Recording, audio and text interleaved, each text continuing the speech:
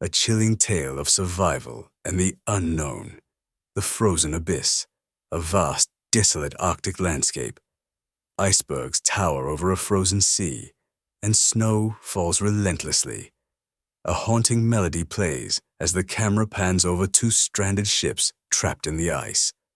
The Arctic, a place of unyielding cold, blinding white, and deafening silence. In 1845, two British Royal Navy ships, HMS Erebus and HMS Terror, set out on an ambitious expedition to navigate the elusive Northwest Passage. What began as a mission of exploration soon descended into a nightmare of unimaginable horrors. Dan Simmons' novel, The Terror, masterfully blends historical fact with supernatural dread, recounting the doomed voyage of Captain Sir John Franklin and his crew. Trapped in the icy grip of the Arctic, these men face starvation, madness, and something far more sinister lurking in the shadows of the frozen wasteland. This is their story, a chilling tale of survival, despair, and terror. In the summer of 1845, the Franklin expedition set sail from England with great fanfare. The Erebus and Terror were marvels of engineering, outfitted with reinforced hulls and steam engines to withstand the Arctic's icy grip. The mission was clear: chart the uncharted Northwest Passage and bring glory to the British Empire.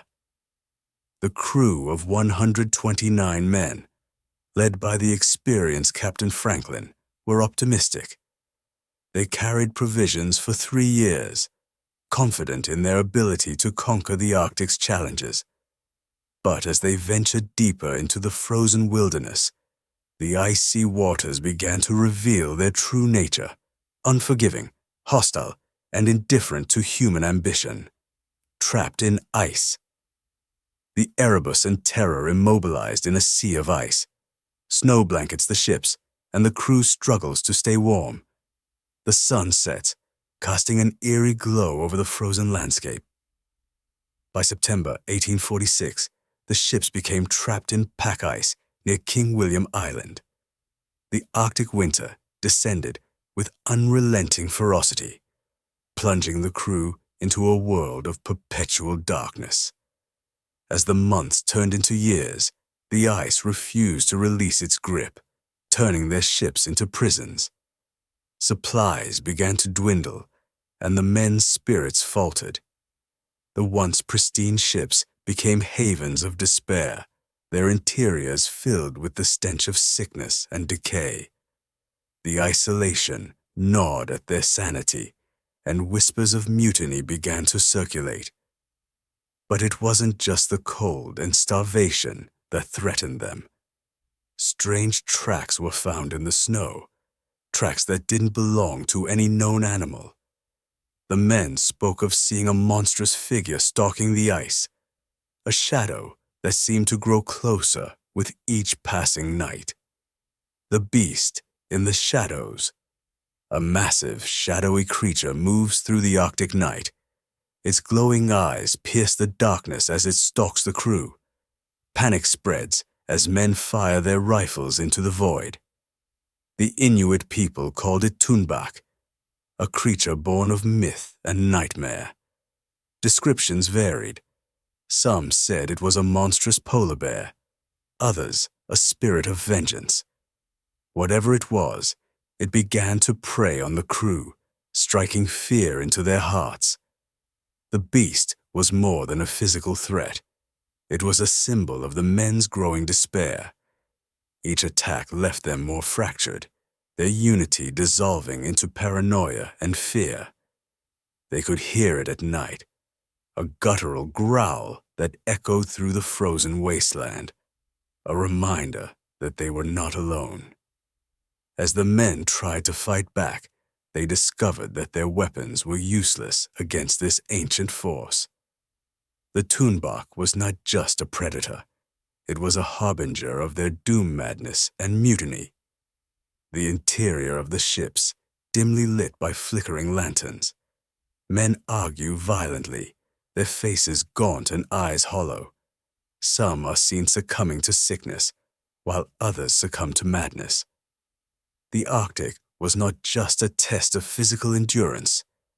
It was a crucible of the mind. The endless cold, the isolation, and the looming presence of the Thunbach began to unravel the crew's sanity. Food supplies tainted with lead caused hallucinations and violent outbursts. Men turned on one another, driven by fear and hunger. Captain Franklin's authority was challenged, and whispers of mutiny grew louder. The once disciplined crew splintered into factions. Some clung to hope, believing rescue would come. Others descended into savagery, willing to do anything to survive. The line between humanity and monstrosity blurred, and the Arctic claimed more than just their bodies. It claimed their souls. The long walk south. A line of frostbitten men trudges through the snow, pulling sledges laden with supplies. Their faces are masks of despair as they collapse one by one. In desperation, the crew abandoned the Erebus and Terror, hoping to find salvation by trekking southward. The journey was grueling, with temperatures plunging below freezing and supplies running out. Frostbite claimed fingers and toes, while starvation hollowed their bodies. The Thunbach continued to stalk them, picking off the weakest. Each step forward felt like a step closer to death. Some resorted to cannibalism, a grim testament to the depths of their despair. The Arctic had stripped them of everything: their hope, their humanity, and their will to live. The final stand. A lone survivor stares into the distance, his breath visible in the icy air. The Thunbach looms behind him, its massive form blending with the snow.